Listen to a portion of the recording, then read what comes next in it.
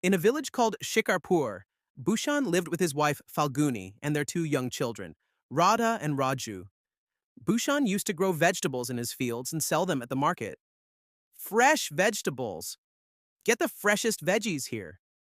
Brother, please give me 2 kilos of okra and some tomatoes. Your vegetables are always so fresh. Please give me 3 kilos of onions, 2 bunches of fenugreek, and 20 rupees worth of mint leaves.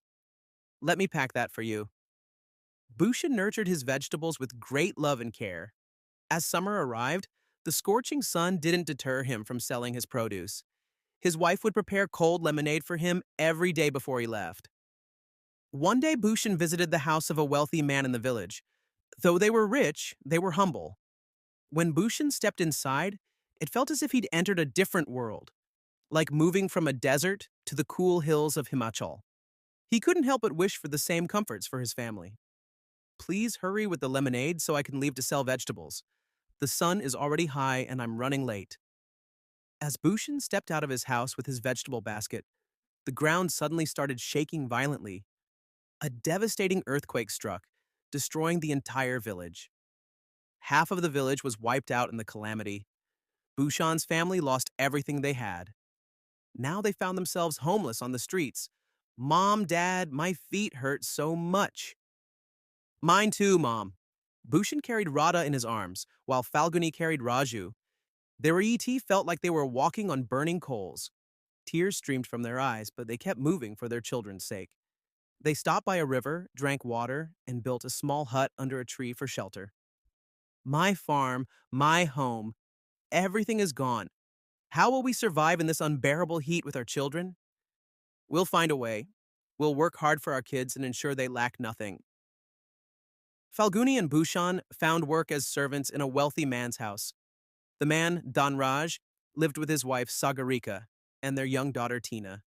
Their house was filled with luxuries, including air conditioners in every room. One day, Raju and Radha sneaked outside Tina's room and peeked inside.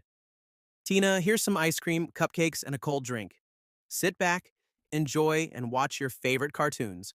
After that, you can study, okay? All right, Mom, but don't treat me like a kid. Okay, I'm leaving the AC on. Turn it off if it gets too cold, all right? Okay, Mom. Cool air from Tina's room was drifting outside, and Radha and Raju were enjoying it silently. Wow, Raju, Tina is so lucky. Her room has an AC. Yes, Radha. I wish we could also live in a room like this. At that moment, Tina saw them. You poor, filthy kids. Are you standing outside my room stealing my AC air? Get lost, you shameless beggars. She pushed them, making them fall. Just then, Dhanraj, Sagarika, Bhushan, and Falguni arrived. Dhanraj and Sagarika scolded Bhushan and Falguni severely. Why didn't you teach your children any manners? We made a mistake by letting your dirty kids enter our clean home. Throw them out of my house right now. If you don't, I'll fire both of you and hire someone else.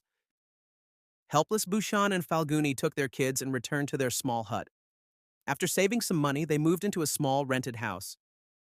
Mom, Dad, now that we have a house, can we get an AC like Tina's? We want to sleep in a cool room too.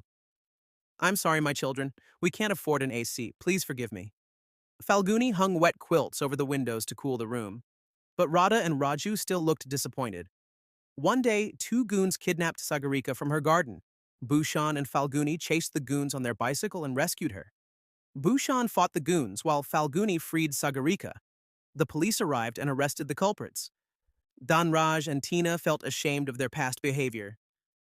Bhushan, Falguni, I treated you poorly, but you still saved my wife. Thank you. Uncle, Auntie, I'm sorry for how I behaved with Radha. And Raju, please like, share, and comment.